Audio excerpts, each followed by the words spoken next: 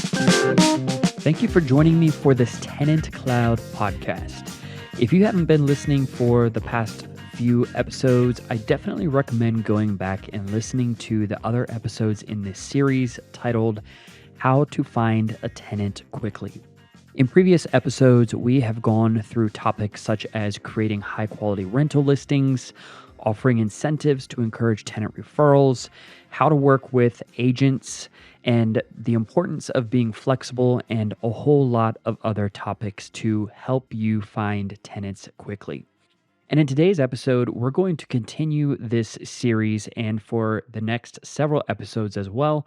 In today's episode, we're going to cover pre qualifying tenants and how to do that efficiently and to incorporate it into your process so that you can find qualified tenants quicker. So, without further ado, we're going to go ahead and jump right in.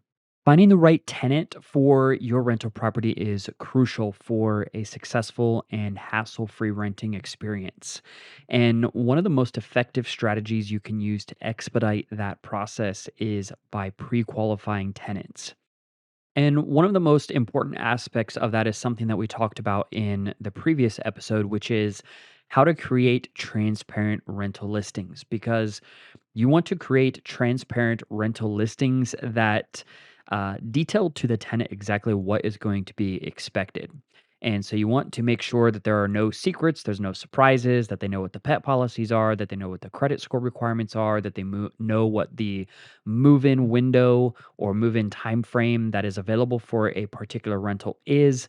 So maybe their rental doesn't match up with your time frame for when they need to move in by and the like. So it's definitely important to make sure that your rental listing is as transparent as possible. And some of the other things that you want to make sure that you include in the listing that we discussed last week is also things like making sure the potential tenant is aware of any security deposits and how that entire process works, as well as what the application process looks like. So that's the number one thing that you want to get out of the way when it comes to pre-qualifying tenants, because you can eliminate a lot of traffic or prospective tenants who don't meet the criteria that is required for your particular rental. So, for example, again, if their move in date is not until December 1st, but you're only holding the rental as being available until October 1st or whatever the case is, maybe they're even looking into next year and you don't have any other rentals and you just have one or two, and their move in dates are only here and now, well, then it probably wouldn't make sense for a prospective tenant to apply for your rental property because they can't move into it until a later time frame anyway. And so it saves you and the prospective tenants a lot of hassle when you make sure that that information is conveyed early on and you pre qualify them by simply having a detailed listing. Now, once your rental listing is clear, it's descriptive, it provides all of the information that's necessary for a prospective tenant to determine if it's a good fit for them or not, and it is a transparent rental listing. Now you're going to start having mostly qualified tenants, hopefully applying for your rental property. And this is where you can really get into some pre qualifying questions to determine even further whether or not it is worth their time and yours for the prospective tenant to continue in this process of touring and applying and so forth. And a few of those questions are, like we discussed previously, one of them is, what is your expected move in date? And do you have any pets? Are you aware of the pet deposit requirement of X amount of dollars? Do you earn at least three times the income required for the rental or whatever your required income is?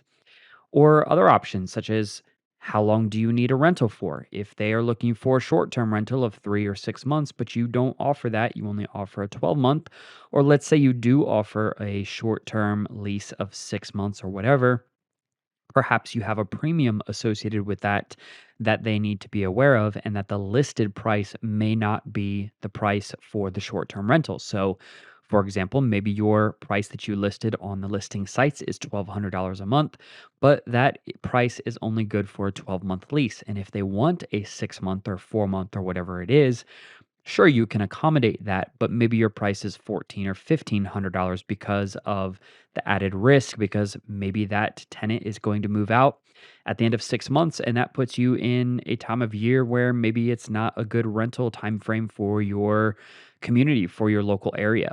Which is applicable for a lot of college towns where there's kind of like this set cycle of move ins and move outs and people looking for rentals at certain times of the year, and it might be a little bit harder to get your rental leased out at a different time of year, so you may charge a higher amount for a short-term rental. Other questions might be, have you ever been evicted from a previous rental? Do you owe a prior landlord any money? Typical questions like that. Can you provide references from previous landlords or employers or whatever? Those are all questions that you can ask as part of your pre-qualifying criteria. Now, that doesn't mean that you can ask any question. You have to, of course, make sure that your questions line up with fair housing guidelines and with any local ordinances that you may be bound by. And so you do want to make sure that the questions you are asking are the right questions and the legal questions, but it is important to consider the type of information and questions that might be relevant for your rental property. Because if you do not allow any applicants who have an eviction within the past 2 years or 5 years or whatever your criteria states, then perhaps you would want to know that so that again you can save them and yourself some time during this process of going through an application and screening and just wasting their money and wasting their time and getting their hopes and expectations up when they're not going to be approved to begin with.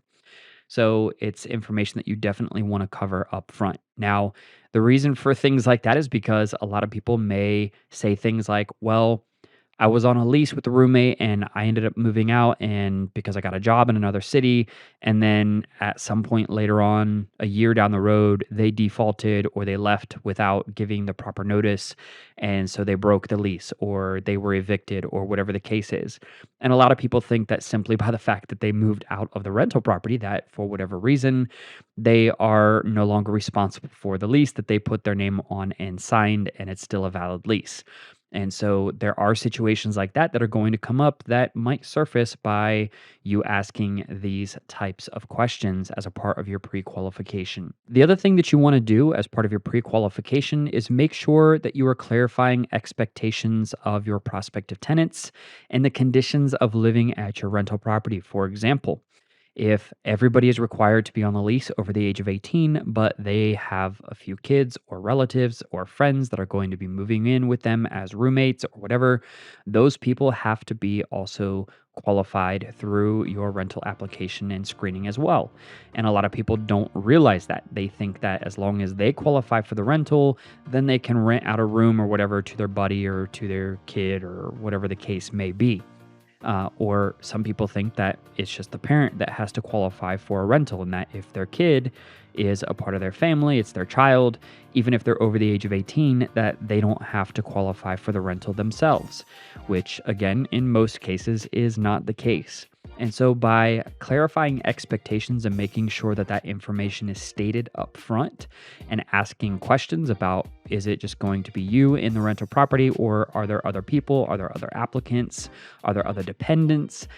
Information like that is going to be helpful in pre-qualifying people quickly. And last but not least, you want to make sure that you are maintaining professionalism. When pre-qualifying tenants, professionalism is non-negotiable. You want to make sure that you are walking them through the process and providing them with established criteria that hopefully is in writing, and that you treat each prospective tenant equally, and that you just make sure that all of the information that they have provided is accurate through a proper screening if they do pass all of the pre-qualifications, and also throughout that process answer their questions promptly. You want to remember that fair is the name of the game, not just in fair housing, but throughout the entire application process. Make sure that you are treating every single person the same way with the same pre-qualification criteria and with the same screening criteria and the same process each and every time with each applicant. So hopefully the information that we have shared with you today is helpful and provides you some insights into how maybe other property managers and landlords are doing pre-qualifications and screenings and the types of questions that they might be asking. And again, just make sure that you are abiding by not only fair housing guidelines, but also according to any local ordinances or state laws that may be applicable to you specifically. Thanks again for tuning into this podcast, and we'll look forward to chatting with you next time.